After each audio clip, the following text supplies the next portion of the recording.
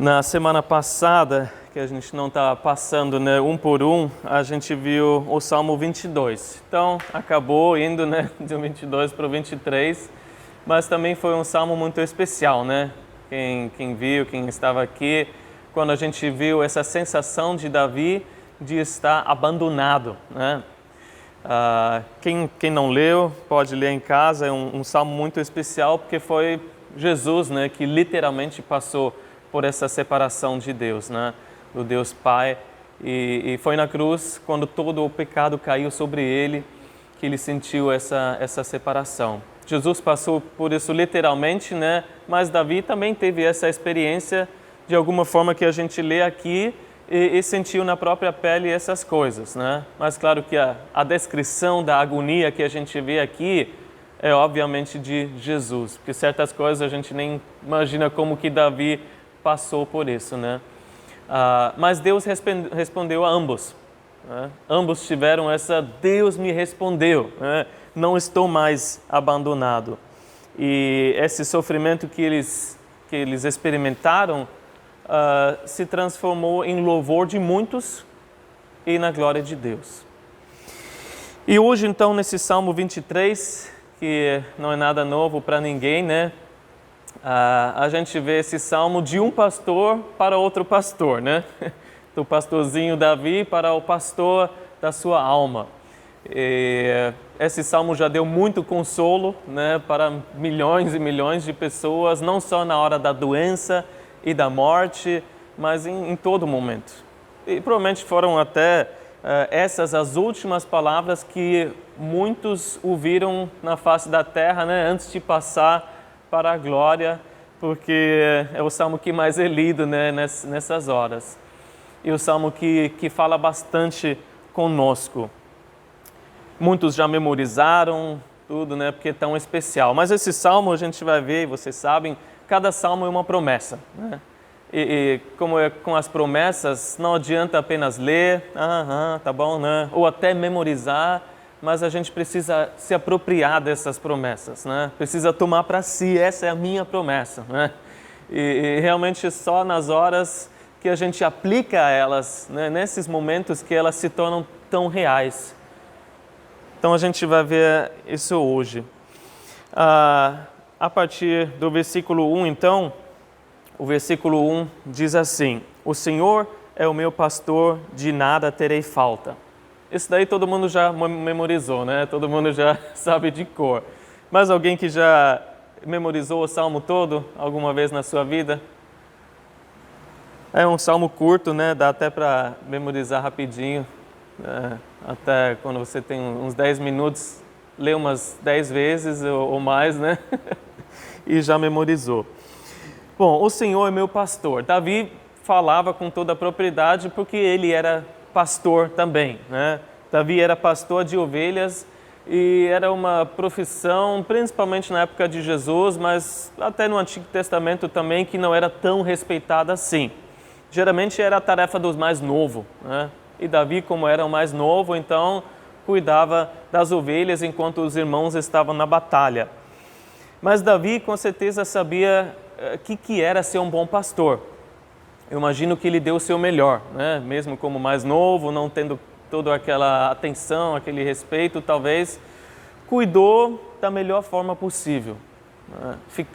Guardando as ovelhas de noite, cuidando das feridas, levando para os melhores pastos, né? Dando a água que precisavam. Mas, obviamente, em todas as dificuldades e nas angústias que Davi, com certeza, viveu na sua vida, ao longo da sua vida, ele percebeu que Deus era assim na vida dele, né? Não apenas Davi cuidando das ovelhas, mas Deus era assim porque ele se humilhou, se identificando com essa profissão, né, menos desejada, assim. E é Deus que cuida da sua ovelha, das suas ovelhas de forma perfeita, de uma forma que Davi jamais poderia fazer. Davi era pastor, mas Davi, obviamente, também era ovelha, né? Ele se colocou, né? E muitas vezes provavelmente se colocou no lugar das suas ovelhas, né? Imaginando o que deve estar passando agora, né, na cabeça dessa ovelha. Às vezes, se você tem um pet em casa, né, você pensa assim, o que esse cachorro está pensando, né?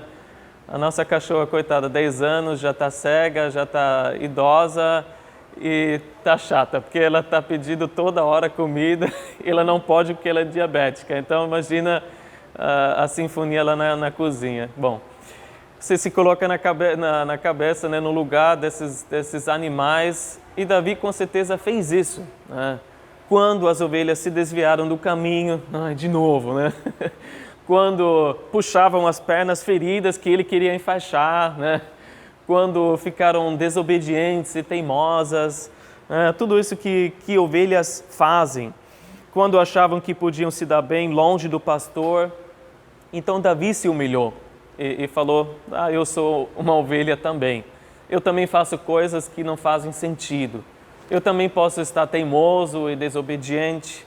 Eu também facilmente me desvio do caminho certo. Eu tenho a tendência de achar que eu posso estar independente do Senhor e estar bem. Tenho a tendência de esconder o meu pecado, né, diante de Deus. Então, faço todas essas coisas que as ovelhas também fazem. Então, antes de mais nada, antes de meditar nesse salmo, a gente precisa ter certeza que nós somos ovelhas do Senhor, né? Ou que a pessoa que vai ler esse salmo é ovelha do Senhor. Porque a gente não nasce ovelha do Senhor, né? A gente não nasce filho de Deus. A gente, na verdade, é muito o oposto, né? A gente nasce em pecado, separado de Deus. A gente nasce batendo cabeça, né? Mais como bode, né? Mais como um animal independente, né? Não como uma ovelha mansa. E Isaías 53, versículo 6 diz que todos nós, tal qual ovelhas, nós desviamos. Cada um de nós se voltou para o seu próprio caminho. E o que a gente precisa fazer, o que nós já experimentamos, que nós precisamos nascer de novo, né? Que nós precisamos de uma nova natureza. Nós precisamos nascer dentro do rebanho para realmente ser chamado, né, de ovelha do Senhor.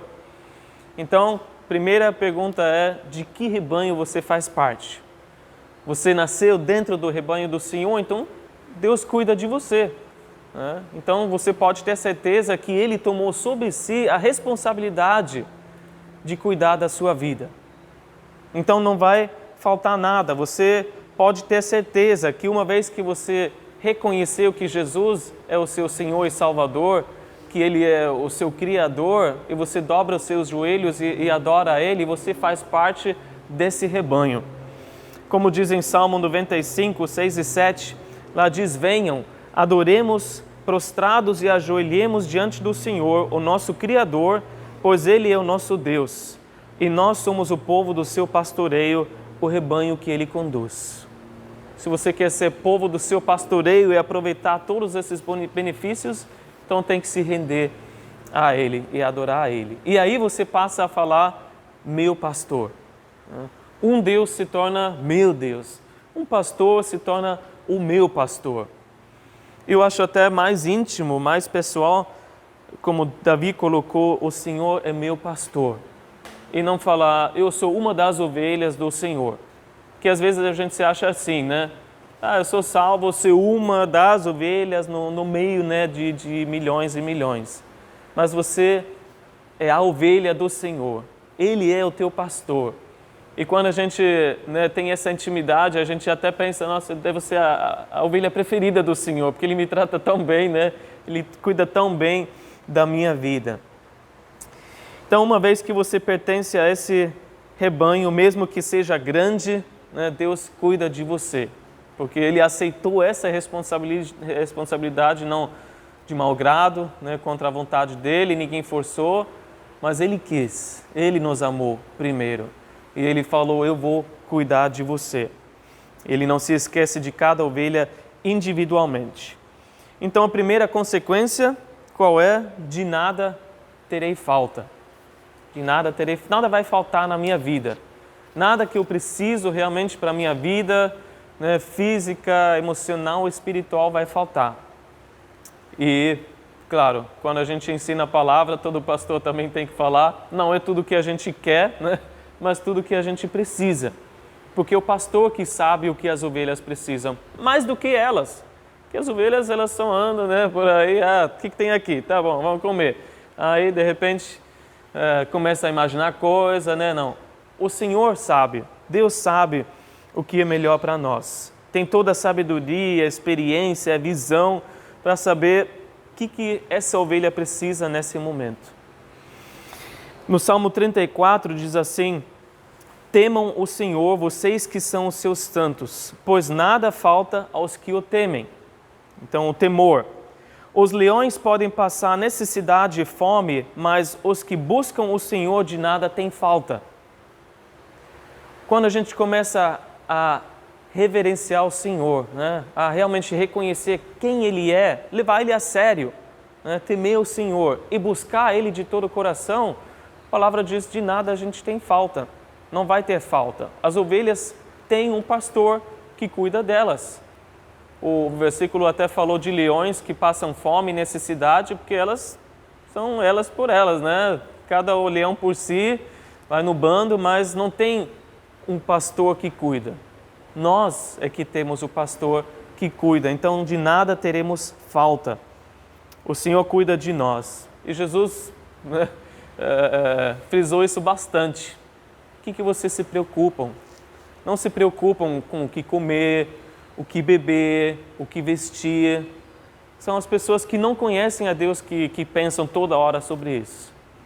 Deus tem cuidado de vocês, então lançam as suas preocupações sobre Ele, né? Ele está cuidando. Busquem em primeiro lugar o reino de Deus e essas coisas que a gente se preocupa tanto vão ser acrescentadas. É interessante que em Lucas, quando ele fala isso, no próximo versículo, Lucas 12, 32, ele fala: não tenham medo, pequeno rebanho, pois foi do agrado do Pai dar-lhes o reino. Então, se Ele nos deu o reino, né, o reino é de vocês, quanto mais Ele não vai dar as coisas que a gente precisa diariamente na nossa vida física, emocional e espiritual. No versículo 2, continua os cuidados, e aí vai para a provisão física diária. Em verdes pastagens me faz repousar e me conduz a águas tranquilas. Então, Deus, o pastor, sabe qual a grama mais verde, né, quais as águas mais frescas que a gente precisa. E se o Senhor, como pastor, sabe o que é bom para as ovelhas, por que Ele daria alguma coisa de menor qualidade? Não faz sentido, né? Ele não vai te dar uma relva seca, não vai te dar uma água barrenta, né? Mesmo que a Sabesp às vezes manda, né? Você paga por isso ainda. Mas Ele não vai te dar aquilo. Você pode ter certeza, se você pedir um pão, né? Ele não vai te dar uma pedra. Toma aí essa sopa de pedra, né? Se você pedir um peixe, não vai te dar uma cobra. Essa é a natureza do nosso Senhor. E às vezes é tão simples assim, mas a gente precisa se lembrar disso. O Senhor é nosso pastor.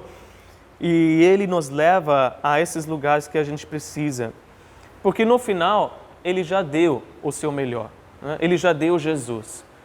E no livro de Romanos, a gente é lembrado no capítulo 8, que como Ele não nos daria junto com Jesus e de graça todas as coisas. Se Ele já deu Jesus, o seu melhor, então não vai faltar comida, bebida, vestimento, né? Não vai faltar o descanso, a paz e tudo que a gente precisa. E a gente precisa se alimentar desse melhor de Jesus e estar em comunhão com Ele. Mas, como é geralmente na vida física, a gente não dá a atenção devida à alimentação, né? A Tati deve saber, né? Todo mundo que já estudou mais a questão, né, do corpo físico. A gente precisa de, né, um descanso para comer bem. A gente não pode comer bem se a gente só engole as coisas com pressa, né? Logo, logo vai ter uma gastrite, né? Vai ter problema. A gente precisa de um momento tranquilo para comer bem. Não adianta falar, eu tenho uma agenda cheia, uma rotina puxada, não consigo, não. Você não vai se alimentar bem fisicamente e Deus sabe que a gente precisa repousar para se alimentar bem espiritualmente. Então, Ele nos faz deitar muitas vezes. E os pastores, né, de ovelhas até dizem que as ovelhas comem em pé, geralmente, mas deitam para ruminar. E uma ovelha que não deita é um sinal de estresse. Então, essa ovelha que está estressada, está ansiosa, talvez por causa de predadores, por causa de medo, que não precisa ter porque o pastor está aí, né? Mas é isso que acontece conosco também. É um sinal de estresse se a gente não consegue repousar para comer bem fisicamente ou espiritualmente. Então Deus às vezes precisa vir e nos fazer deitar. Ele faz isso, obviamente, levando o rebanho, em primeiro lugar, para um lugar tranquilo, sem predadores, né? Um lugar farto, um lugar, né, bem reservado só para essas ovelhas. E aí nos convida a deitar e deitar inclusive junto com ele para desfrutar desse tempo. Mas às vezes certas circunstâncias precisam acontecer na nossa vida para a gente se deitar. Certas situações que ele vai permitir para desacelerar o ritmo da nossa vida, né? O ritmo acelerado. E aí acontece que várias coisas e de repente, não sei, uma doença e você vai ter que ficar um pouco em casa, né? Ou de repente você vai ficar por um momento sem o mesmo volume de trabalho e agora finalmente você pode deitar ali com o seu Senhor e bater um papo e se alimentar espiritualmente. Porque se o descanso, a falta de descanso, né, na vida física nos faz passar mal, traz desgaste, o corpo não funciona bem, então na vida espiritual a mesma coisa. A alma e o espírito vão se enfraquecer se a gente não repousa para ser alimentado por Ele. E, em segundo lugar, Ele nos conduz a águas tranquilas. E é importante a gente ressaltar que Ele conduz, porque essa é a grande diferença entre Deus e Satanás, né? Deus vai à nossa frente e nos conduz gentilmente, enquanto Satanás sempre está por trás com o chicote nas costas, né? Empurrando, vai, vai, vai. E se você está sendo forçado, manipulado para tomar uma decisão agora, para e ora, né? Seja conduzido pelo Senhor, não toma nenhuma decisão precipitada, né? Seja na compra de algo, seja, sei lá, aceitando algum convite, Deus vai te conduzir gentilmente. Satanás vai te empurrar e para uma coisa que vai ser ruim para você. Mas Deus nos leva para águas tranquilas. Dizem novamente que as ovelhas não bebem água de rios, né, de águas correntes, mas precisam ser águas paradas, tranquilas, que elas ficam em paz para beber a água. Então quer dizer que o pastor sabe para onde levar, onde que é essa água. Que a ovelha pode até se confundir e chegar, né, perto demais do rio e cair e já era, né, sendo levado pela correnteza. E a Bíblia nos fala que a água viva é o Espírito Santo. E que o Espírito Santo pode ser assim uma corrente, né, uma coisa com bastante força, mas geralmente o Espírito vem com essa voz mansa e delicada, assim como Elias ouviu em 1 Reis 19. Porque Deus não estava no terremoto, Deus não estava no vento, Deus não estava no fogo, mas veio naquela voz mansa e delicada. O Espírito vem falando ao nosso coração, né? Trabalha ali nos bastidores, nas pequenas coisas, de forma natural, mas sobrenaturalmente, né? Quem quiser ver, vai enxergar que é uma obra do Espírito. Mas infelizmente tem ovelhas que acham que só tem que ser no terremoto, no fogo, né? No vento que as coisas acontecem e esquece que tem as águas tranquilas em que a gente precisa estar. E dessas águas que a gente precisa beber, Jesus falou, se beber dessa água não vai ter mais sede, né? Você vai ficar sempre, né, naquela água, sempre está recebendo do Espírito. No versículo 3, agora nós vemos mais um cuidado básico, que é de fortalecimento e direção. Ele fala, restaura-me o vigor, guia-me nas veredas da justiça por amor do seu nome. Ele restaura o meu vigor, ou dá refrigério para a minha alma. Então ele cuida não apenas, né, do físico, mas também do interior. Ele se preocupa com o bem-estar da nossa alma. E pode até falar de uma ovelha, né, no original, que se perdeu e precisa ser resgatada. E a gente precisa dessa restauração, da revigoração da nossa alma, porque obviamente se precisa ser restaurada é porque alguma coisa está quebrada ou exausta, né? E a gente fica assim. Esse mundo, as pessoas, às vezes deixam a nossa alma exausta, né? O nosso interior exausto, a nossa alma ferida. E o que geralmente acontece é que as pessoas se fecham cada vez mais em defesa, né? Eu não quero passar mais por isso, então não vou nem me relacionar com essas pessoas, vou me isolar daquilo. Mas Deus vem restaurar a nossa alma para que fique inteira, né? E através da sua experiência, da sua presença, a gente tem a nossa confiança nele restaurada e até a autoestima, né? A confiança em nós mesmos, porque a gente vê o valor que Deus tem colocado em nós, né? Que o pastor tem para nós, para cada ovelha, deixando até as 99, só para ir atrás de uma ovelha que se perdeu ali. Quanto valor ele não dá para nós. Segundo lugar, ele também dá a direção, porque as ovelhas não sabem o caminho, obviamente, elas precisam do pastor, tem péssimo senso de direção, né? Por si só vão se perder com certeza. Então o Senhor precisa falar, e a palavra diz, as ovelhas ouvem a voz e seguem-o. E a gente também não conhece o caminho, né? Mas é geralmente essa a maior preocupação, o maior desejo de todo cristão. O que eu devo fazer? Qual a vontade de Deus para mim nessa situação? E é bom a gente querer saber, e Deus vai mostrar para nós, e a gente precisa reconhecer, sou uma ovelha que não conhece o caminho. Mas é tão bom que eu não preciso conhecer todos os passos, não preciso conhecer todo o caminho, eu preciso confiar no meu pastor, eu preciso conhecer a pessoa que conhece o caminho. Não preciso pegar a minha peixeira e abrir um caminho lá no meio do mato, né? E cortando tudo que tiver na minha frente, não. Eu posso ser guiado por Ele, ouvir a voz dEle e então seguir em submissão e em obediência, sabendo que talvez esse caminho que Ele tem traçado para mim não seja o melhor pelos meus olhos, né, na minha vista, mas vai ser o melhor. Talvez não seja o caminho mais confortável que Ele tem nesse momento para mim, mas é o melhor, que Ele sabe para onde ir.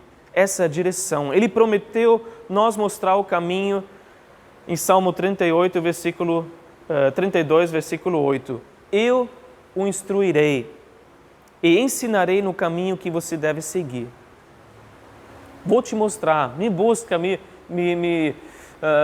pergunta que eu vou falar para você. E mais ainda, porque o nome de Deus está em jogo, né? Ele fala por amor do seu nome. O rebanho é chamado pelo nome do pastor.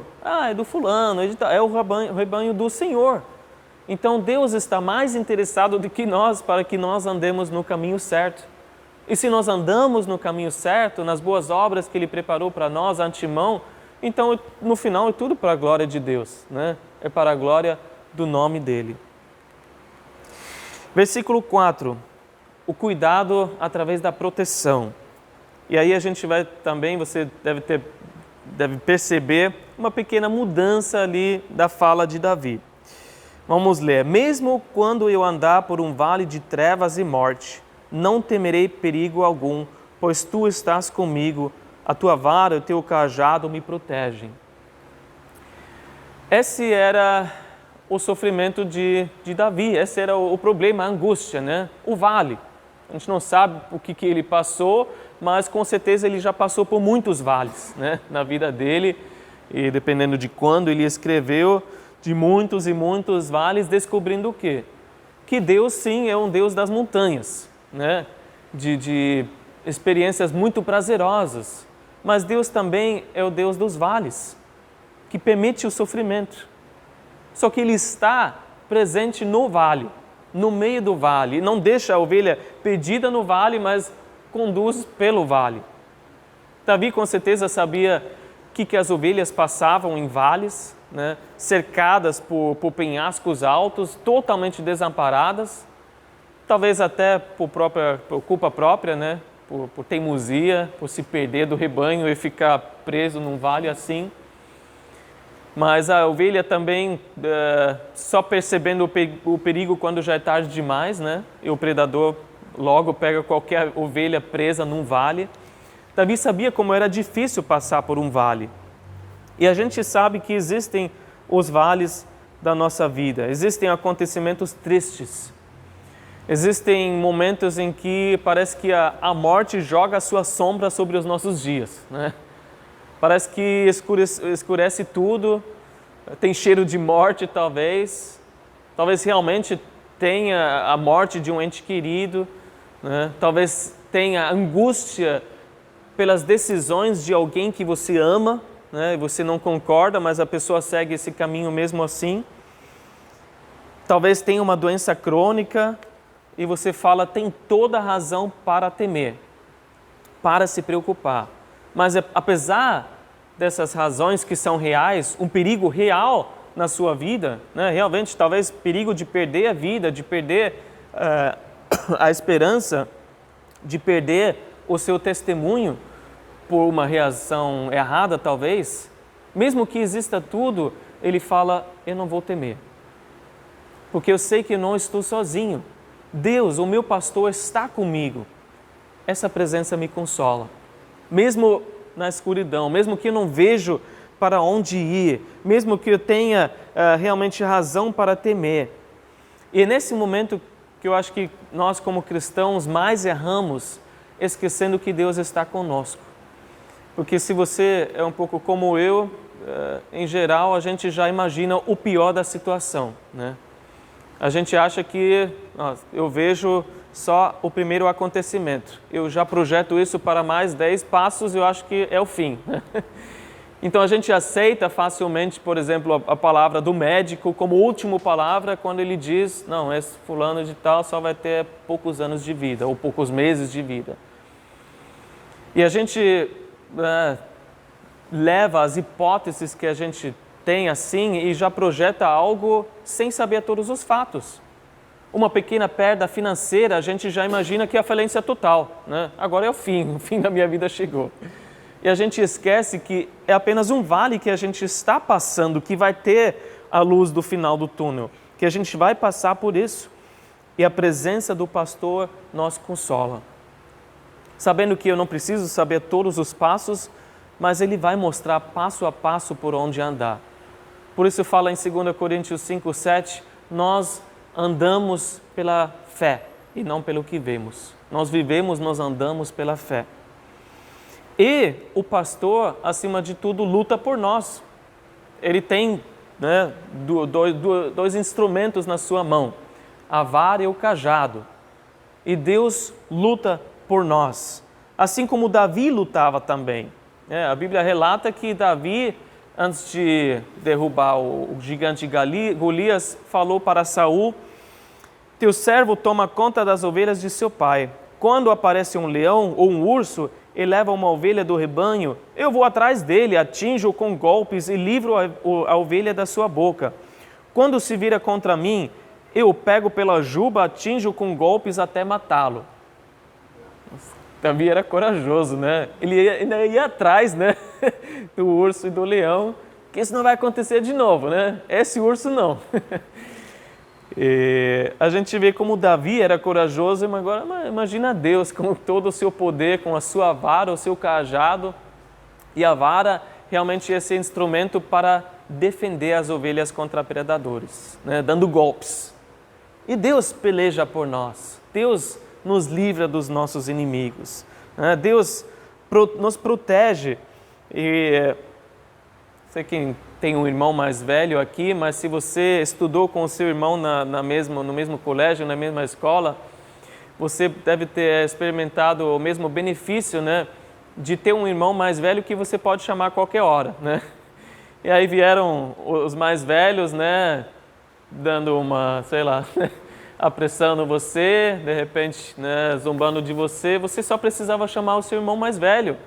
E provavelmente ele ficava aí até de olho em você como irmão mais novo e livrava você de algumas situações. E Deus é muito mais, né? Jesus é o nosso irmão mais velho que luta por nós, que está de olho em nós. Quando a gente está cercado pelos inimigos, Ele vem com a vara dando uns golpes. Mas também tem o cajado. O cajado era, né, aquela extremidade curvada, né, o gancho para puxar as ovelhas, para proteger as ovelhas, antes de cair penhasco abaixo, né, presa lá nos espinhos, para poder puxar de volta para a liberdade. Judas, versículo 24, até fala de Deus que é aquele que é poderoso para impedi-los de cair.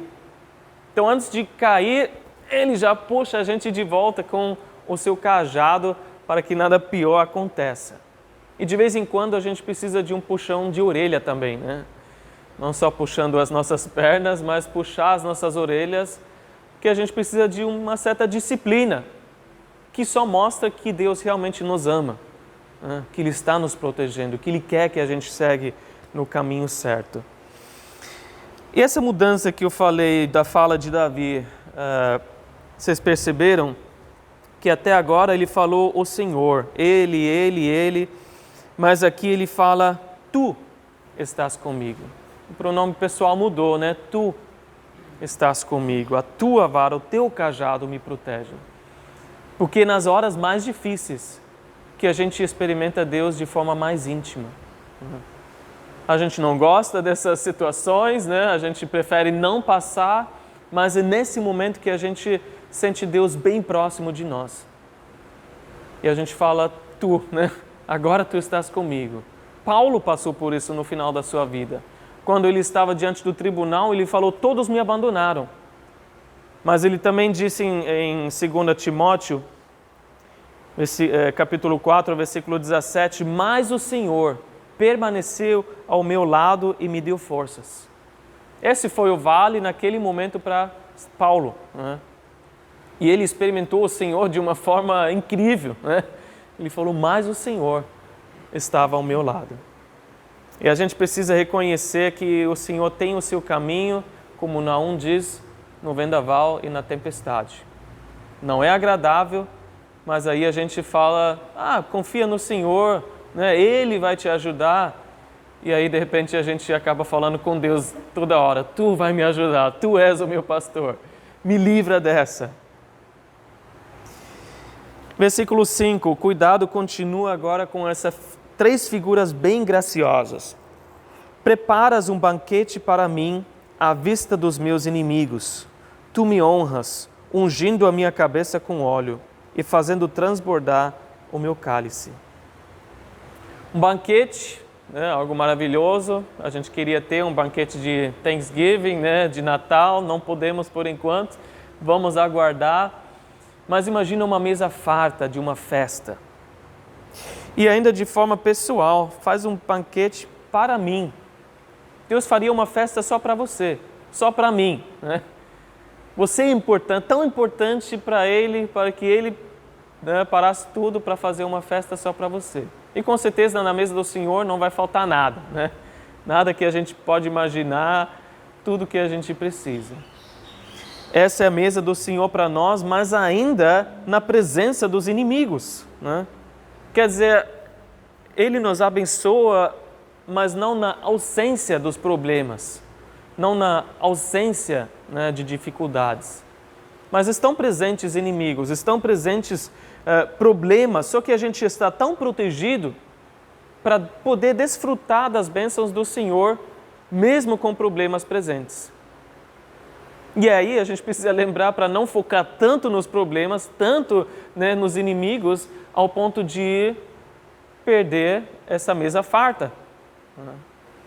Estava falando agora no começo, né, pena para aquelas pessoas, né, tirando toda a parte horrível, né, desse vírus que realmente mata, mas muitas pessoas não têm sintomas ou têm sintomas leves e uma é perder o paladar, né? Terrível perder o paladar nesse momento, né, que as festas estão chegando.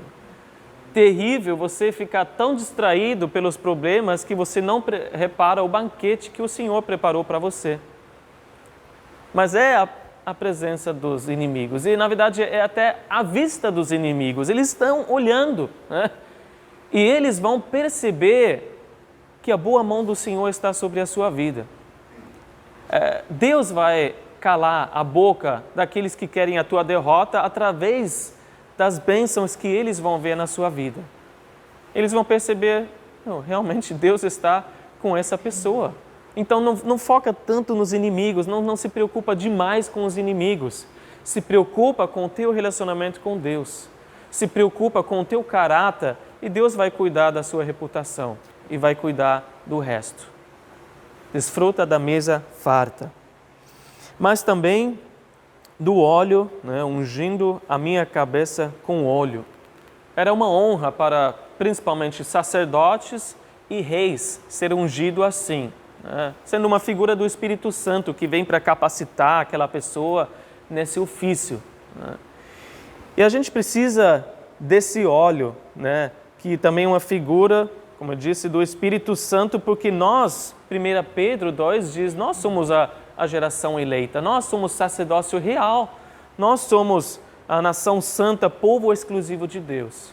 E com esse óleo, né, o Espírito Santo que Ele derrama sobre nós, Pedro continua falando, nós podemos anunciar as grandezas daquele que nos chamou das trevas para a sua maravilhosa luz.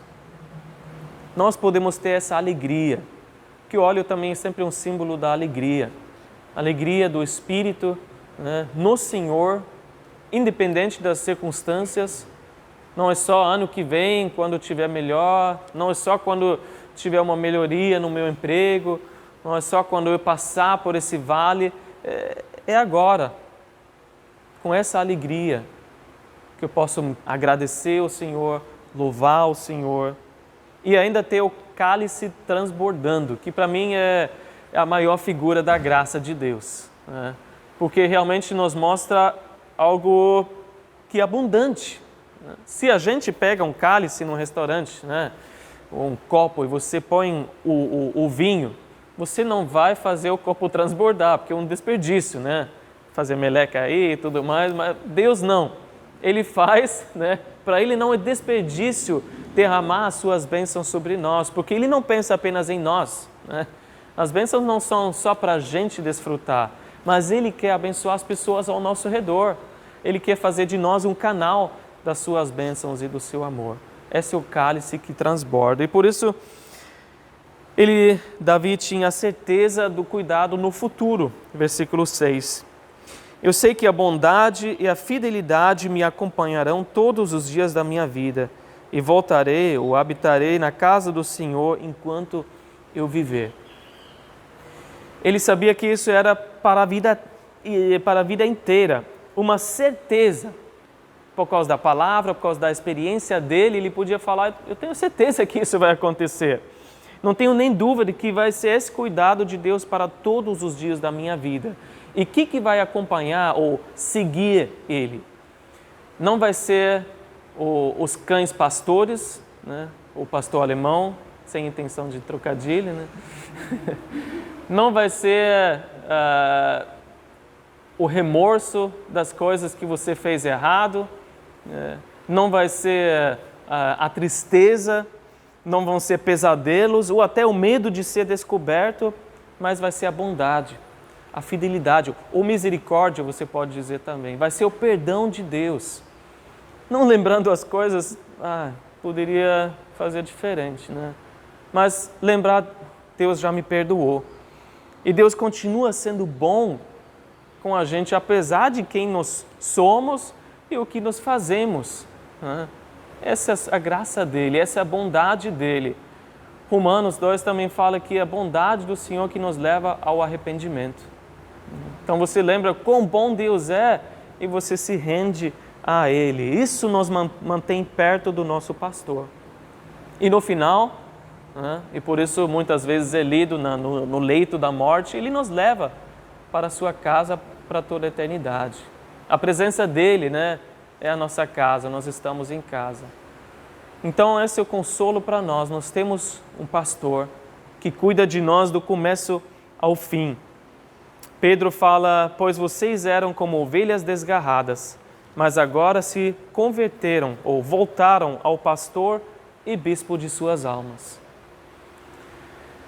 Que Deus possa nos consolar com essa figura e essa realidade que Ele é o nosso pastor. Nada nos faltará. Amém? Vamos orar. Senhor Deus, obrigado que Tu és o nosso pastor. Obrigado, Jesus, por nos chamar as Tuas ovelhas, que nós podemos ouvir a Tua voz e Te seguir, que nós podemos desfrutar de todos os benefícios de ser uma ovelha e apesar das nossas dificuldades, limitações e fraquezas, nós estamos ao Teu lado, Tu estás ao nosso lado, Tu estás presente na nossa vida, Senhor. E mesmo passando por todas as dificuldades que cada um pode enumerar aqui, Senhor, nós sabemos que Tu nos proteges, que Tu nos levas para o outro lado, que Tu cuidas de todas as áreas da nossa vida. Te damos graças, Senhor, Te louvamos e nós somos muito felizes, Senhor, que nós não estamos sozinhos, que nós somos um rebanho também de muitas ovelhas que podem andar juntos, que podem ajudar uma a outra, Senhor, que nós somos não um animal que vive independente, não um predador, Senhor, mas uma ovelha mansa que anda no rebanho e que é conduzido por Ti. Venha nos conduzir por essa semana em todas as decisões que a gente precisa tomar. Te pedimos, Senhor, que a gente possa ouvir a Tua voz e andar, Senhor, no centro da Tua vontade. Nos abençoe, Senhor, e continua nos livrando de todo mal, em nome de Jesus. Amém. Amém. Que Deus abençoe vocês. Tinha alguma coisa, alguma novidade para vocês? Não, era tudo bem conhecido.